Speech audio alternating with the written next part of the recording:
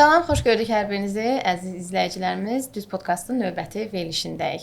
Bugün sizlər üçün çox maraqlı bir mövzuya toxunacağıq. Yəqin ki, son dönəmlər görürsünüz ki, sosial şəbəkələrdə çox aktiv olaraq numerologiyadan danışılır, rəqəmlərin enerjisindən danışılır, rəqəmlərin bizim həyatımıza təsirindən danışır.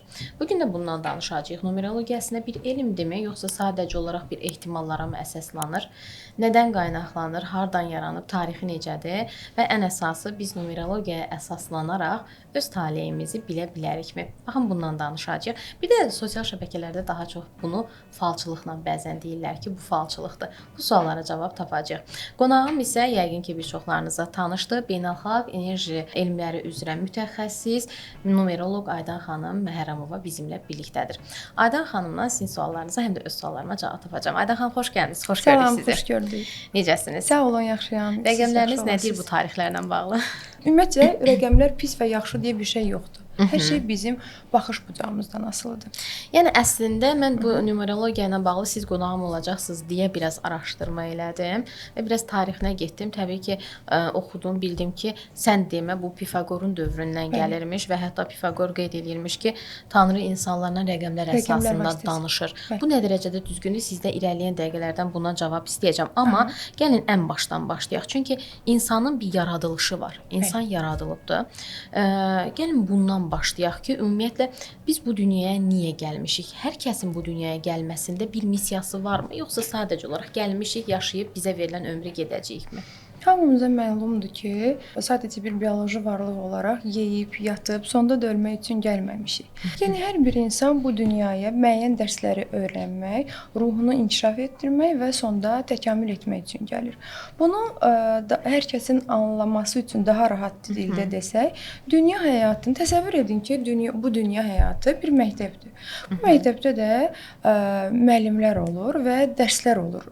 Bizim qarşımıza çıxır. Bu nə deməkdir? Müəllimlər kimlərdir? Müəllimlər hansı ki, bizim qarşımıza çıxan insanlar. Bu bizim valideynimiz də ola bilər, övladımız da ola bilər, həyat yoldaşımız da ola bilər. Dərslər isə yaşadığımız hadisələr, başımıza gələn çətinliklər. Biz həmin o dərsləri öyrənərək təkamül edirik. Ruhun da məqsədi odur ki, bu dünyada həmin o sınaqlardan keçərək, doğru, düzgün yaşayaraq təkamül etməsi. Yəni ruhun o sevgiyə çatmasıdır, saf sevgiyə çatmasıdır deməkdir. Aydan xanım, onda belə deyə bilərikmi ki, məsələn bizim ruhumuz doğuldu, bu dünyaya gəldi. Bəli. Gəldi, burada yaşayacaq və ruhumuz başqa bir yerə köçəcəkdir, deyək də, gedəcək. Onda bu ömür, bizə verilən ömür ruhun təkamülü üçün bir labirintdirmi? Yəni biz bu labirintdən keçəcəyik, ruhumuz bir təkamül eləyəcək. Yəni yaxşı mənada, pis mənada hər şey öyrənəcək və aid olduğu yerə gedəcək. Əslində budurmu? Bəli. Bilirsiniz necədir? Bunu yəni istəyirəm biraz asan dillə izah eləyəm ki, hər kəsin başa düşəcəyi dildə olsun. Ruh bu dünyaya bədən vasitəsilə gəlir təkamül etməyə. Və orada ərdəmlər olur. Hansı ki, ərdəmlər nələrdir? Sevgi ərdəmini öyrənir, dürüstlüyü öyrənir, sədaqətli olmağı öyrənir. Yəni bunları da öyrənmək üçün müəyyən bir hadisələrdən keçməlidir. Təcrübələr yaşamalıdır ki, bunun doğru yolu hansıdır, onu öyrənsin.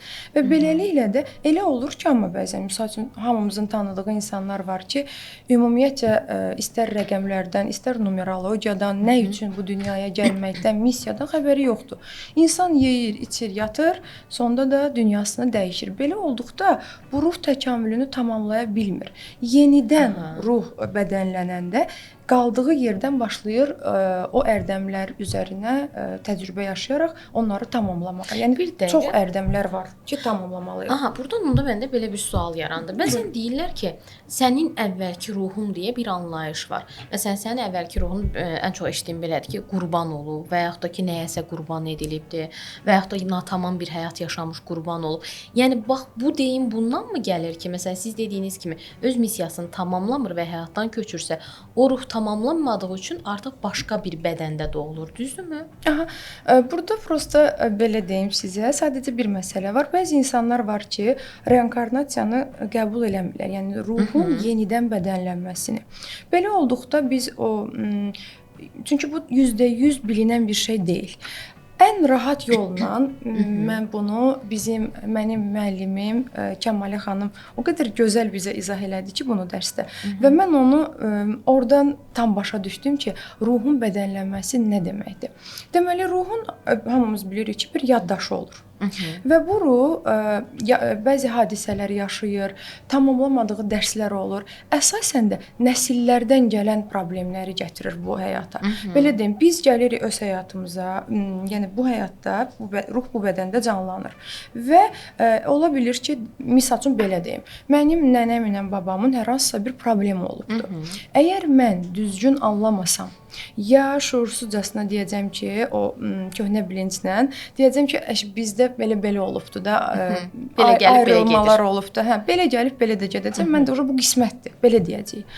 Amma insan bilincini dəyişəndə, fərqindəlik yaşadıkca, araşdırdıkca görürük ki, bizə bu dünyada düzdür, qismət, çox adam deyir ki, qismət, amma mən öz şəxsi fikrimi deyim ki, mən düşünürəm ki, qisməti də bir çox vaxtlarda elə biz özümüz yaradırıq. Nəyə görə? Elə mən o sualı verəcəkdim ki, baxın bu sizin dediklərinizlə mən sizdən əvvəl oxuyanda da əslində mən də sualı verəcəkdim ki, onda qismət anlayışı yoxdur. Əslində qismət anlayışı başqa baş verəcək hadisələrin ümumiləşdirilmiş adıdır, eləmi? Düzdür.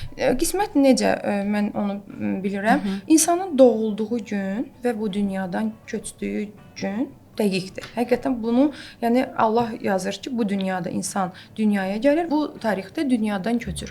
Yəni bu dəyişə bilmərik biz bunu. Amma həmin o dönəmi necə yaşayırıqsa, hansı yollarla gediriksə, bu bizim özümüzdən asılıdır. Həmişə mən bir misal çəkirəm, deyirəm, əgər qismət deyirlər ki, hər şey qismətdir, yəni nə olacaqsa olur. Əgər belədirsə, biz onda yolu keçəndə niyə baxırıq ki, maşın gəlir yoxsa yox, sağa sola niyə baxırıq? Onda elə deyək, qismətdir də heç nə olmayacaq. Yazılıbdır mənim qismətim. Yəni rahat şəkildə yol keçə bilərəm sağa sola baxmadan. Və onu yarımçıq aydınlıq gətirmək istəyirəm ki, biz baxış bucağımızı dəyişəndə, fərqində olduqda nənəm, babam yaşayıb, atam, anam yaşayıb, mən də yaşamalıyam deyə düşünmürük və enerjiləri necə müsbətə keçirə biləriksə öyrənirik və o zaman biz başlayırıq həmin o neqativdə olanları pozitiv tərəfi ilə dönüşdürməyə və o karmanı elə orada da bitiririk. Yəni bizdən sonrakılara da keçmir. Və onda qismət demirik. Mən demirəm ki, mənim nənəm, babam problem yaşayıb, ayrılıb, ya nə bilim, nəslin qadınlarında hər hansısa bir neqativlik olub, məndə də olmalıdır. Belə olmur. Mən bilinçli şəkildə başa düşürəm ki, Allah Taala mənə ağıl veribdi. Azad iradə qanunu var. Yəni burada mən öz istəyimlə, bu Quranda da deyilib ki, istədiyimiz qədər bizə veriləcək. Yəni buradan da bəllidir ki, özümüz öz həyatımızda doğrudan da bəlli bir məsələlər var ki, biz onları yaxşıya doğru dəyişə bilirik. Yaxşıya doğru dəyişə bilirik dediniz. Gəlin baxaq, bu yaxşıya doğru dəyişmək numerologiya ilə mümkündürmü? Dəqiq mümkündür. Dəqiq mümkündür. Dəqiq. Yəni mən bunu niyə görə belə deyirəm əminliklə? Çünki mənim özüm də numerologiyanı öyrənmədən öncə, yəni tam səmimi danışacağam sizə. O qədər də tam inanmırdım, düşünmürdüm ki, yəni bu qədərmi təsir edər insan həyatına. Öyrənəndən sonra çox dəyişikliklər oldu. Yəni tamamilə mənim həyatımda dəyişimlər oldu. İnsanları mən o numerologiyanı öyrənəndən sonra rəqəm olaraq görürəm. Məsəl üçün kimlənsə danışıramsa, həmən mənim ağlımda bir sual yaranır ki, görəsən bu hansı tarixdə doğulubdu? Və İnsan bilir, danışanda bilirsən ki, hə, bax bunda bu xarakterlər var. Misal üçün, qınayan insan olursa, o dəqiqə düşünürəm ki, hə, bunda karmada 8 var. Çünki 8 karmada olursa, hamını qınayır, yəni biraz ədalətsizliklər ola bilir. Ona görə numerologiya tamamilə insanın həyatında dəyişdirə bilir. Yəni insan numerologiyanı öyrənəndən sonra, numeroloji analizindən sonra, enerjiləri öyrənəndən sonra ki, bu enerjinin mənfi tərəfi nədir, müsbət tərəfi nədir, ondan sonra öz həyatını dəyişə bilir. Yaxşı mənada. Amma ümumi bir danışdıqlarımıza belə deyək də yekun olaraq bir sual versəm, onda biz deyə bilirikmi, əslində qismət deyil də sadəcə olaraq bizim taleyimiz doğum tariximizdə gizlidir. Bu da dəqiqdir. Çünki doğum tariximiz bizim həyatımızda çox önəmlidir. Yəni bu təsadüf deyə bir şey yoxdur. Doğum tariximiz bayaq da vurğuladığımız kimi bizim doğulduğumuz tarix öncədən Allah tərəfindən, yaradan tərəfindən, yəni bilinir. Bunu ruh özü seçir bu dünyaya gələrkən. Bilinir də, yəni bəllidir ki, bu ruh bu tarixdə dünyaya gələcək.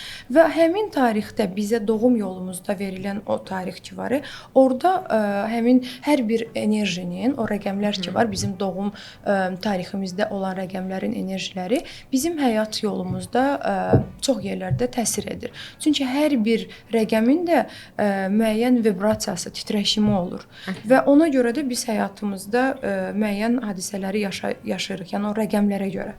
Belə deyək də, bizim əslində yaşadıqlarımız həmin rəqəmlərin bizə ötürdüyü titrəyişlərin nəticəsidir. Eləmi? Ayda xanım, bəzən belə deyək də, sosial şəbəkələrdə çox yayğındır bu mövzular. Son dönəmlər çox belə deyək də qabarıbdır, yəni. Bəzən olurmu ki, sizə deyirlər ki, bu falçılıqdır? Yəni insanlar arasında bu yanaşma, mən oxumuşam, məsələn, rəylərdə deyirlər ki, bu falçılığın başqa bir formasıdır. Əslində belədirmi, yoxsa necə? Mən belə bir şeylərlə qarşılaşmışam. Hətta öz yaxınlarım tərəfindən olub ki, misal üçün kimsə olub və belə də olub ki, məni yoxlamaq üçün söz alıblar məndən. Misal üçün mən doğulmuşam falan tarixdən. Nə deyə bilərsən mənim haqqımda? Mən ona deyəndən sonra o insan belə qalıb ki, yəni bu qədər necə bilə bilərsən dəqiq. Ondan sonra hətta sual verən də olub ki, yəni bu doğrudan da bir elmdirmi? Bunu necə öyrənmisən? Və həmin zaman mən o insana kitabı göstərirəm. Yəni doğrudan da bu bir elmdir, qədim elmdir. Onda belə deyək də, numerologiyanın, şuuraltı ilə, spiritualizmlə heç bir əlaqəsi yoxdur. Bu sadəcə bir elmdir. Bəli, numerologiya qədim bir elmdir və müasir numerologiyanın da banisi Yunan filosofu Pifaqor tanınır. Siz də qeyd elədiniz ki, həqiqətən də Pifaqor rəqəmləri sadəcə bir rəqəm kimi yox, insanın həyatında çox önəmli bir yer tutduğunu deyir. Onda belə deyək də, Ayda xanım, indi biraz belə deyək şəxslərə keçəcəyik də. Doğum tariximizdəki rəqəmlər əgər bizim həyat yolumuzu belə deyək bəlirləyirsə, biz o titrəyişimlərin nəticələrini yaşayırıqsa, bəzən olur ki, təbii ki, insan dünyaya gələndə təbii yolla dünyaya gəlir. Bəzən də olur ki, indi daha çox da buna da yer verilir, qeysəriyyə üsulundan doğulur. Onda belə olurmu ki, məsələn, bir valideyn numerologiyadan anlayışlıdır, astroloji xəritədən anlayışlıdır, məlumatlıdır və istəyirsə ki, övladının tale yolu daha yaxşı olsun, daha uğurlu olsun, daha xoşbəxt olsun, qeysəriyyə ilə doğuşunu planlasın və gəlsin Aydan xanımla məsləhət eləsin ki, Aydan xanım, mən övladımı hansı tarixdə dünyaya gətirsəm daha uğurlu olacaqdır. Və Aydan xanımın cavabı necə olacaq onda? Olur belə şeylər ki, insan düşünür ki, misal üçün bəzi ikisi ikinci ay deyə 2025-də doğulmasını istəyir. Amma ən əsası burada diqqət yetirməli olduğumuz bir nüans var ki, onu da ruh özü seçir. Biz elə bilirik ki, biz qərar veririk, amma elə deyil. Mən öz övladım üzərindən sizə bir misal çəkim. Mənim övladım, 3-cü övladım. Deməli, o demişdilər ki, apreldə dünyaya gələcək. Yəni biz onu aprel ayında doğulacağını gözləyirdik. Və hətta gün də belirləmişdim mən özümdə. Elə oldu ki, bu uşaq gəldi, problemlər oldu ana bətnində. Dedilər ki, təcili bu keysəriyyə ilə bu uşaq dünyaya gəlməlidir. Gəldi, oldu martın 16-sı və mən də olmuşam fevralın 16-sı. Eynən gəldi, o da 16-sı oldu. Tamamilə başqa bir tarix biz onun dünyaya gəlməsi üçün düşünmüşdük. Mən düşünürdüm ki, apreldə doğulacaqdı. Eləyək, misal üçün, aprelin 4-ü əməliyyat olunsun. Amma ki, gəldi, bu uşaq doğuldu martın 16-sı, mənlə eyni günə. Həqiqətən də o qədər yaxın hiss eləyirik ki, biz ondan, uşaqla. Bizim, belə deyim sizə, uşaqlarımız da karmada olan rəqəmlər ki var, həmin o rəqəmlərdə çox adamlarda nə qədər analizlər eləmişəmsə, o karmada olan rəqəmlərdə bizim övladlarımız gəlir dünyaya. O da nə deməkdir?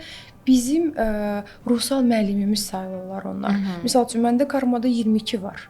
22 də qısıtlanma deməkdir. İnsanın özünü azad buraxmamasıdır. İstər həyat yoldaşı tərəfindən, istər valideynlər tərəfindən və doğrudan da bunları yaşamışam mən. Son 1-2-3 ilə kimi yaşamışam.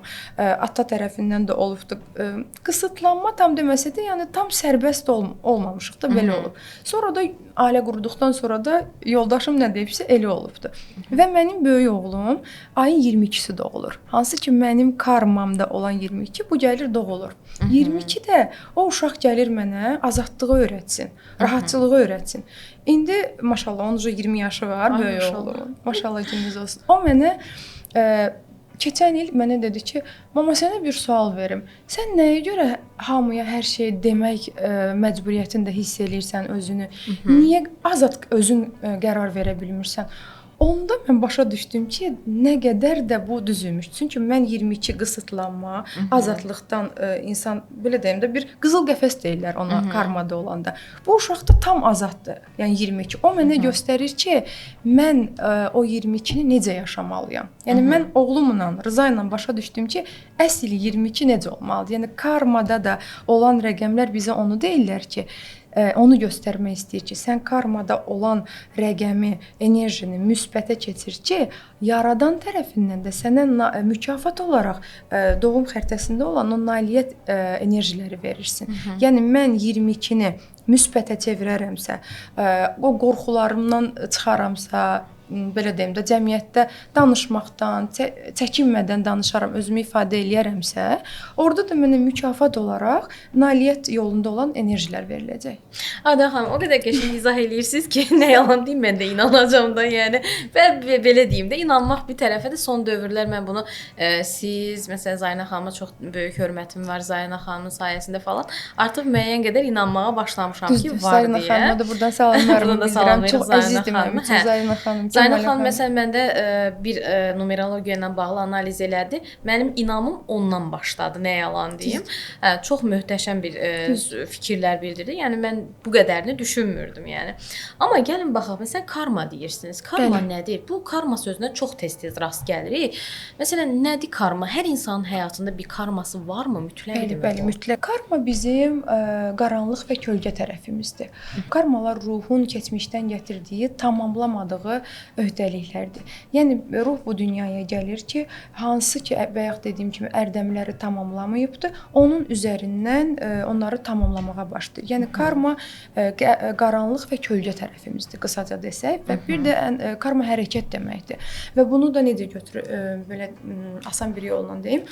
Misal üçün biz kimisə qınayırıq, düzdür? Və əvvəllər onu başa düşmürdük də ki, o karma o qədər də bilinmirdi. Deyilirdi ki, qınadığımızı yaşayırıq. Və doğrudan da belə olur. Karma da bu deməkdir. Bəzən olur ki, əsasən də bunu harda görürük? Valideynlər olur ki, kimisə misal üçün hər hansısa bir necə deyim, geyimi ilə olsun, ailə münasibəti ilə olsun, nə ilənsə kimisə qınayır insan. Bəli. Ondan sonra da bir insanın da ən zəif yeri nə olur? Övladı olur. Bəli. Gəlir həmin insan kimi nə ilə qınayıbsa, nəyi bəyənməyibsə, onu yargılayıbsa, gəlir öz övladının üzərində ondan sınanır. Ona görə də karma, yəni heç kim deyə bilməz ki, karma yoxdur. Ola bilər ad olaraq, əvvəl yenə dediyim kimi deyirdik, qınadığımızı yaşayırıq. Amma indi bu numerologiyadan sonra elmi adı ilə karma olaraq bunu qəbul edirik. Əslində başa düşürük ki, biz karmamızı yaşamışıq. Kimisə qınamışıq və o bizə geri qayıdıb da. Yəni biz bu qınamamızın karmasını yaşamışıq. Belə deyim. Amma bir məsələ var. Yaxşılıq eləyiriksə, bu yaxşılıq olaraq qayıdır. Pislik eləyiriksə də pislik olaraq qayıdır. Bu mütləq deyil ki, karma mütləq o demək deyil ki, elə ancaq pis olmalıdır. Adamlar var ki, çox yaxşı insan olurlar, hər kəsə sırf Allah rızası üçün yaxşılıq eləyirlər. Yəni heç bir gözləntisi olmadan mən yaxşılıq eləyirəm, o da mütləq mənə eləməlidir deyə yox, sırf Allaha xatir yaxşılıq eləyir. Belə olduqda da Allah da onun övladının qarşısına çıxardır və yaxud başqa bir zamanda onun öz qarşısına çıxardır. Bu da yaxşı mənada. Bu yenə də karmadır.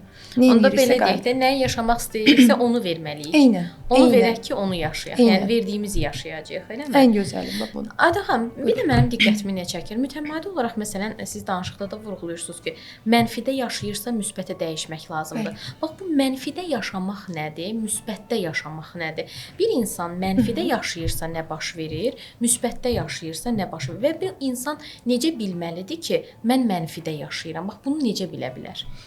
Hamıya maraqlı olan bir tərəfdən bunu deyim. Siz sualı verəndə düşündüm ki, misal üçün bir qadın üzərindən götürək bunu. Əgər bir qadında karmada 4 varsa, bəzi rəqəmlər var ki, bunlar eril enerjilərdir, eril yəni kişiyə xas olan enerjilərdir.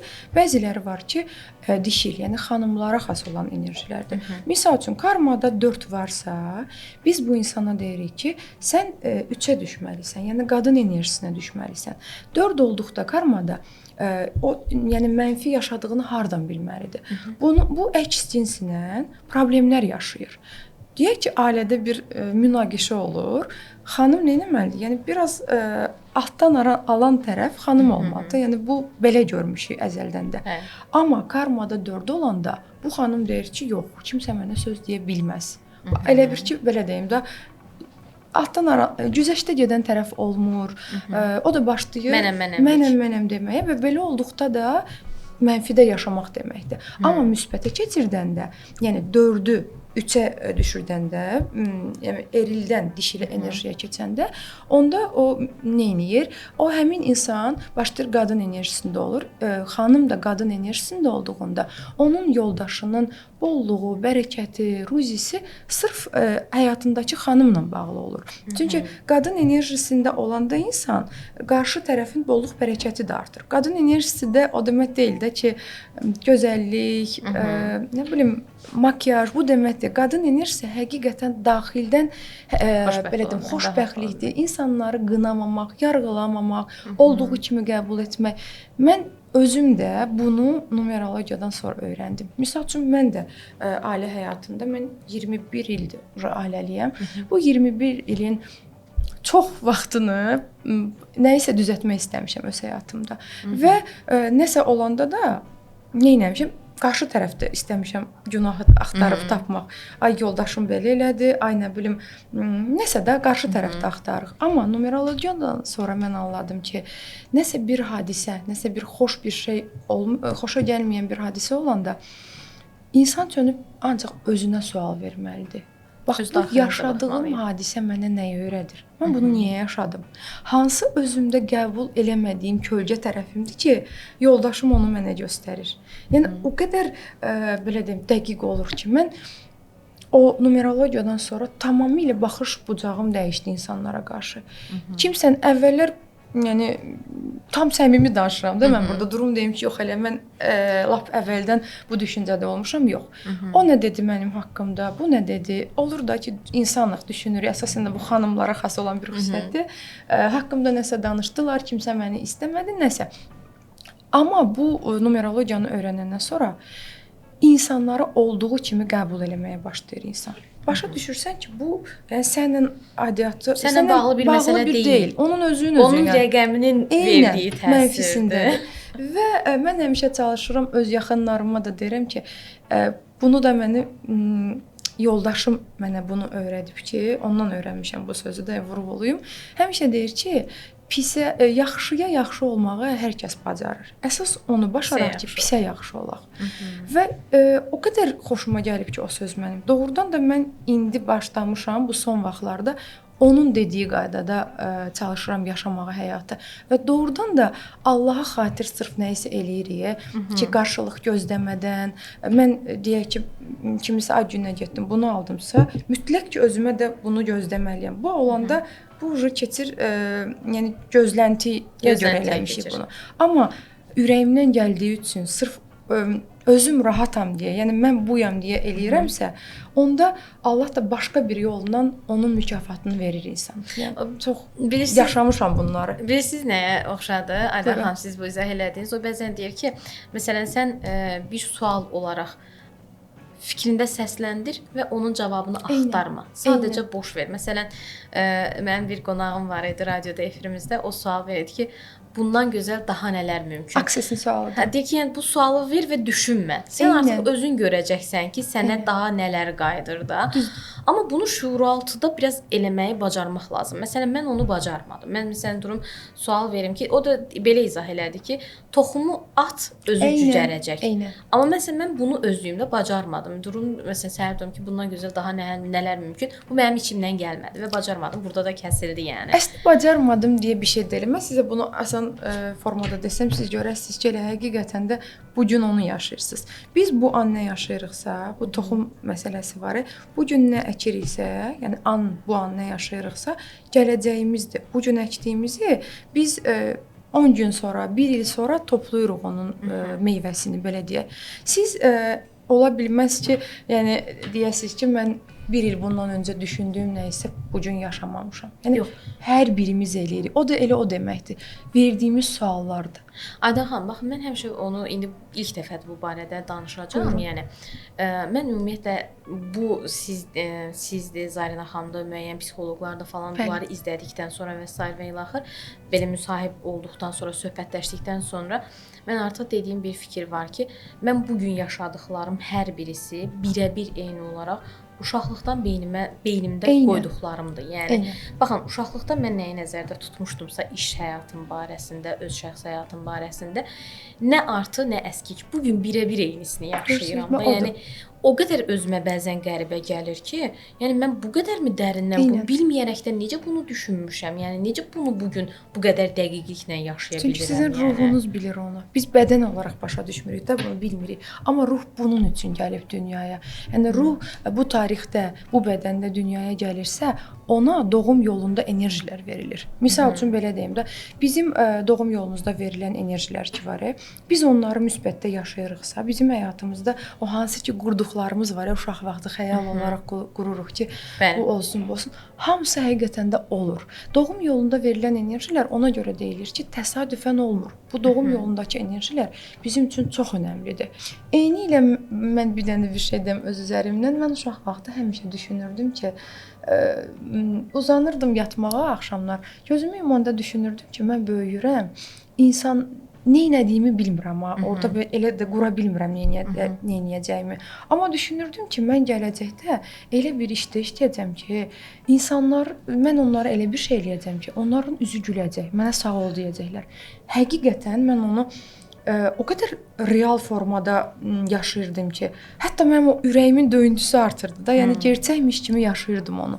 Və bir də ən böyük arzum idi ki, mən psixoloq olmaq. Çox istəyirdim bunu. Sadəcə bizdə ata riyaziyyatçıdır, fizika riyaziyyat elmlər namizədidir. Numerologiyaya maraq da oradan gəlmiş olmasın yəni. Yox, ata deyirdi ki, riyaziyyatçı olmalısan. Yəni mən özümü biləndən ata yönləndirdi bizi, elə hamımızı riyaziyyatçı olmalısınız. Sadəcə belə deyim də, o ürəyimdə o şey qalmışdı ki, mən psixologiyanı istəyirəm. Riyaziyyat yox, mən daxil oldum filologiyaya. İlk təhsilim filologiya oldu.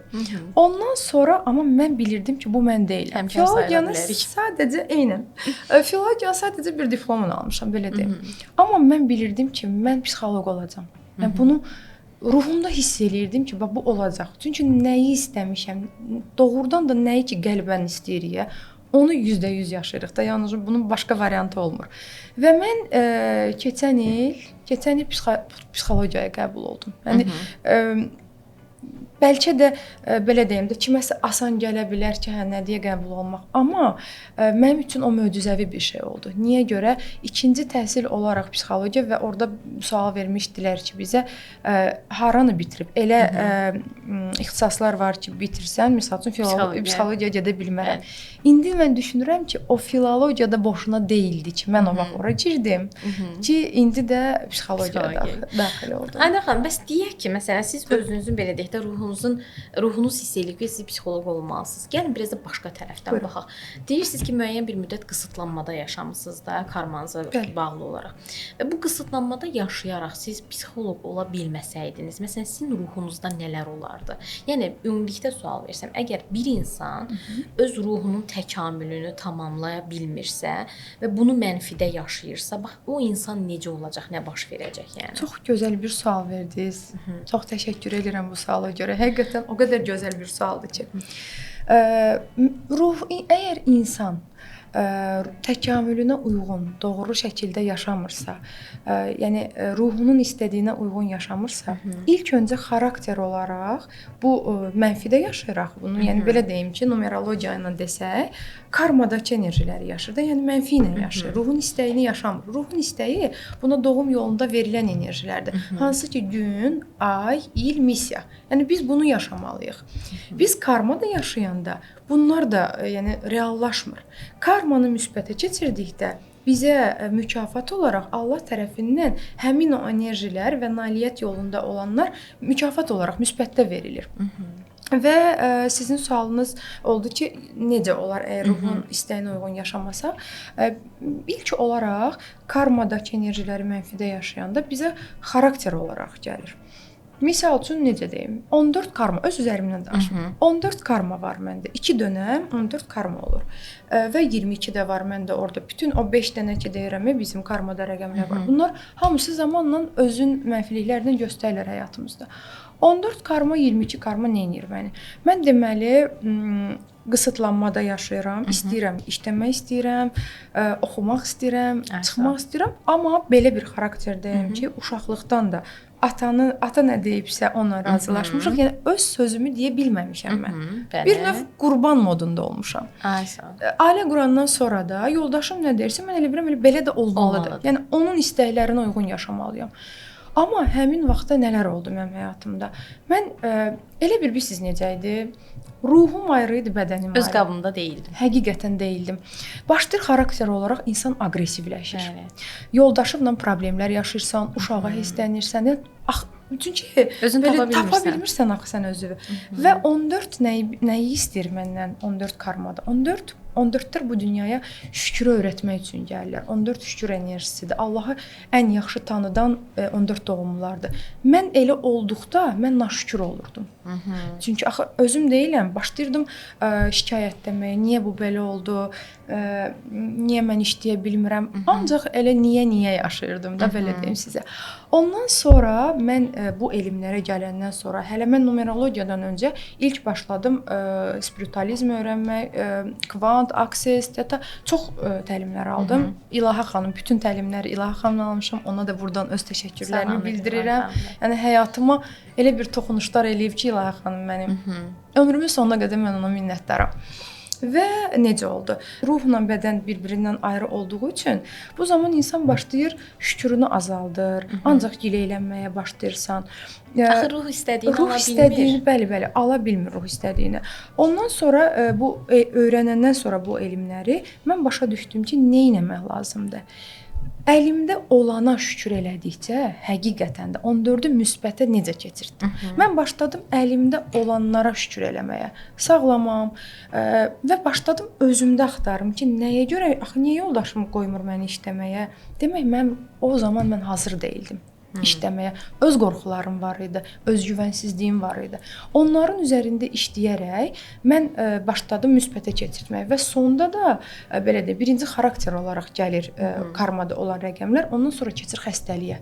Başa salmaq istəyir ki, yəni karma bizə başa salmaq istəyir ki, sən ay ruh, bunu keçirt müsbətdə yaşa. Biz başa düşmədikcə də çətinləşir. Xarakter olaraq gəlir, ondan sonra xəstəliyə çevrilir. İraq olsun, çox pis yerlərə də aparıb çıxa bilir insan. Yəni mütləq şəkildə biz buna fikir verməliyik. Ona görə də deyilir ki, valideynlərə numeroloji analiz nə üçün lazımdır ki, biz uşaqların doğum xəritəsini analiz eləyəndə orada bilirik. Deyək ki, 7 var bu uşağın xəritəsində, 11 var. Bu uşaq mütləq idmanla məşğul olmalıdır.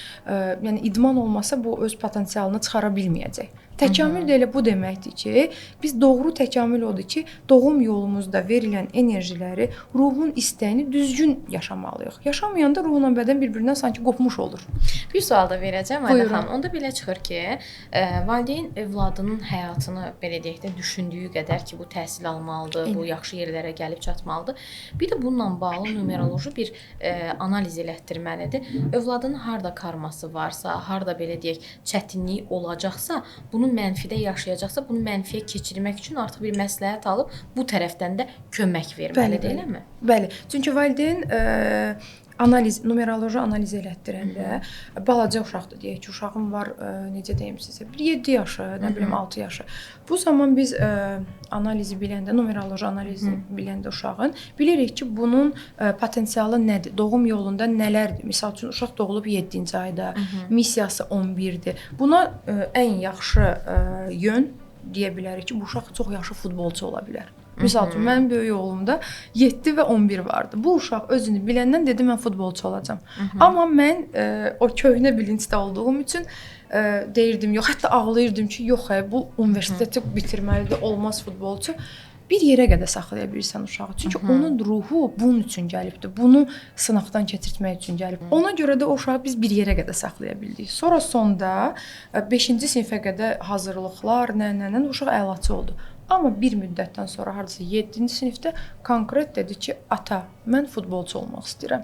Və getdi, şükürlər olsun. İndi də hal-hazırda Türkiyədə yaşayır və futbolçu. Maşallah. Yəni siz dediyiniz kimi o özgürlüyü də ifadə elədiyindən və görə 22 doğumludur. 22, yəni o özgürlüyünü artıq əldə elədi. Siz əldə eləyə bilməmişdiniz, amma əldə elədi. Mənim 22 karmam. Ona görə deyirəm ki, mən o uşaqdan çox şey öyrəndim. Öz sözümü deməyi o mənə öyrətdi. O mənim karmada olan rəqəmlərim, o ki gəldiyə mənim həyatıma. O başa salır ki, bax azadlıq nə deməkdir? Azadlıq, biz bəzən azadlıq deyəndə elə başa düşürük ki, azadlıq anlayışı. Həqiqətən yanlış anlayırıq. Mən əvvəllər azadlıq dedikdə əsasən də qadınlar haqqında düşünürdüm ki, yox, qadın azad olmaz. Çünki azadlığı tanımırdım nə demək olduğunu. Başqa bir şey düşünürdüm ki, azad insan o demək ki, hər istədiyini eləyir, nə bilim, yoldaşına fikir vermir, ailədə valideynlərinə fikir vermir. Amma əslində o deyil. Azadlıq insanın ruhunun istəyinə uyğun yaşamasıdır. Yəni bunu da başa düşmək, bu bilincdə olmaq çox xoşbəxt. Aydan xanım istəyir ki, psixoloq olsun. Bunun ruhu bunu istəyirsə, azad olduqdan sonra bunu əldə eləyirsə, bu azadlıq budur yəni. Yəni əslində azadlıq bizim səhv anladığımız kimi, yəni anlaşıldığı kimi, yəni geyimdə, nə bilim, tatoda, hər hansı bir saç rəngini dəyişməkdə, özünü ifadə üçün başqa üsullara əl atmaqda deyil. Ona görə deyirəm ki, mən azadlığı doğrudan tanımırdım nə olduğunu. Sonra başa düşdüm ki, siz düzgün azadlığı tanımırsınız. Tanımırdım. Yəni mənim şuuraltımda azadlıq tamam başqa bir şeydir də. Yəni düzgün azadlığı eynən tanımırdım nə demək olduğunu. Ondan sonra başa düşdüm ki, azadlıq elə ruhun istəyinə uyğun yaşamaqdır. Ruhun istəyinə uyğun yaşadıqda da ruhla bədən birləşir. Yəni eyni yöndə gedir. O zaman insan xoşbəxt olur. Həqiqi mənada huzurun nə demək olduğunu mən elə ruhumun istəyinə, ruh öz istədiyini əldə edəndə deyir ki, mən istədiyimi aldım, indi sən də rahat yaşa. Həqiqətən o huzur ki var, onu mən ancaq onda başa düşdüm ki, o daxili huzur deyəndə, sual verəndə ki, daxili huzur nədir? Mən bir dənə onu deyirəm ki, ruhun istəyinə uyğun yaşamaq. Sanki ruhla bədən birləşir. O zaman insan, yəni o xoşbəxtliyi başqa heç bir şeydən almaq olmur. Aydan xanım, son sualım olacaq sizə. Belə deyim, müsahibənin əvvəlində bildirdiniz ki, mən insanları artıq rəqəm olaraq görürəm. Mən doğum tariximi desəm, mən necə görərsiniz? Deyim baxım. Mənə maraqlıdır, görüm Aydan xanım məndə nəyi görəcək? 30.04.1987. Burada bir dənə baxım. Hə. Baxaq görək mənim haqqımda nə deyə biləcəksiniz və Aydan xanım məni nə olaraq görəcək? Çox maraqlıdır mənə. Deməli, istəyirsiniz mən bunu sizə də göstərim ki, buradan baxın. Karmik numerologiyaya əsasən sizin doğum gününüz 8 olur. Niyə 8 olur? Çünki 22 rəqəm var karmik numerologiyada. 22-nin üzərində doğulursa insan, həmin rəqəmdən 22-ni çıxırıq. Siz də 30-u doğulduğunuz üçün 22 çıxırıq və olur 8. 8 nə demək? Sizin doğum gününüz. Doğum gün bizim xarici görünüşümüzdür. Ay isə daxilimizdir. Sizin xaricdən, çöldən insanlar görürlər 8 olaraq, amma daxiliniz 4-dür. İndi deyəcəm bu da nədir? 8 odur ki, sizə hər kəs deyə bilər ki, çox düzgün insandır. ədalətli insandır, düzgün qərar verir və burada nə demək lazımdır? İnsanlara, yəni 8-lərə deyilir ki, ağzından çıxan hər cümləyə diqqət yetirməlidir. İstər yaxşı, istər pis, nə deyirsə, olduğu kimi özünə qayıdır. eyni ilə özünə qayıdır. Bir də 8-lərdə bəzən bu əsasən karma da olanda olur, amma hər ehtimala bunu da deyim. Bəzən olur ki, eyni döngülərə düşə bilirlər. Deyək ki, bir məsələni həll eləyir. Deyirsən ki, bu bitdi bundan məsələ. Bir də bu şeyə düşmərəm. Amma yenidən bir də gələ bilər. Təkrar eyni döngülərə düşə bilir. Ondan sonra 4 sizin ayınızdır. Yəni daxili dünyanız sizin 4-dür. Bu nə istəyir sizdən? Sizə deyir ki, mütləq şəkildə öz işinizi qurmalısınız. Hədəfli olmalısınız. İşinizi qurmalısınız və öz pulunuzu qazanmalısınız. Yəni 4 doğumlu bir xanım gedib həyat yoldaşından, atasından pul istəyə bilməz ki, mənə sən pul ver ki, mən gedim öz istəyimi alım. Çünki onun özü işləməlidir, pulunu qazanmalıdır. Daxil buna imkan vermir. Və həqiqətən də hansı işə əl atsa da 4 güclü bir enerjidir. Yəni onu başarar o insan. 3 ilinizin enerjisidir. Bu da deyir ki, sizə ilin enerjisi də bizə maddiyyatı göstərir ki, bu da bizim maddiyyatımıza kömək edir. 3-dür. Qadın enerjiniz hər zaman yüksək olmalıdır. Maşallah ki, o sizdə elədir. Yəni qadın enerjisi yüksək olduqda insanın onun bolluğu, bərəkəti, maddiyyatı hər zaman olur. Missiyanız da 15-dir. Ondan sonra 15 də nəyi göstərir? 15-lərin həm də çox güclü pul enerjisi deməkdir. Bax, kimin xəritəsində 10 olur, 15 olursa, bu böyük pullar vermək istəyir insana. Sizə burada karmada olan rəqəmlər deyir ki, baxın, bunları müsbətdə yaşayın ki, misal üçün, ikinci karma rəqəminiz sizin 5-dir. Buradakı 5 sizə deyir ki, bunu müsbətə keçirsəniz, buradakı bu pulu sizə verəcəm. Yəni biraz loru dillə izah edirəm də sizə. Nailiyyətdəki bu bayaq dedim ki, insan karmada olan rəqəmləri müsbətdə yaşayırsa, onda yaradan tərəfindən mükafat olaraq nailiyyət enerjiləri ona verilir müsbətdə. Sizə deyir ki, 5 nə istəyir?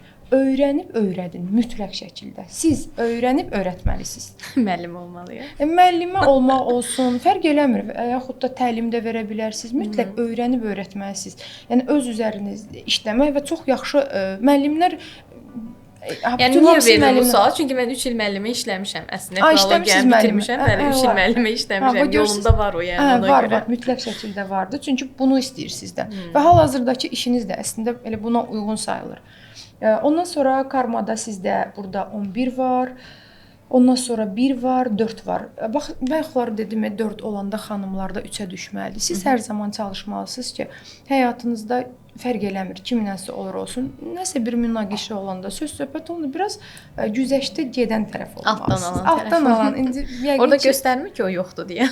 Yox, indi bilmirəm. Yoxdur da yəqin ki, ala bilmirsiniz. Çünki karmada 4 var. Və onu demək istirdim. Və onu amma 3-ə düşsəz daha yaxşı olacaq sizin üçün. Biraz amma adamı zorlayır da bu karmada olanda. Ada xanım, çox sağ olun. Təşəkkür edirəm. Gəldiniz. Çox xoş oldu.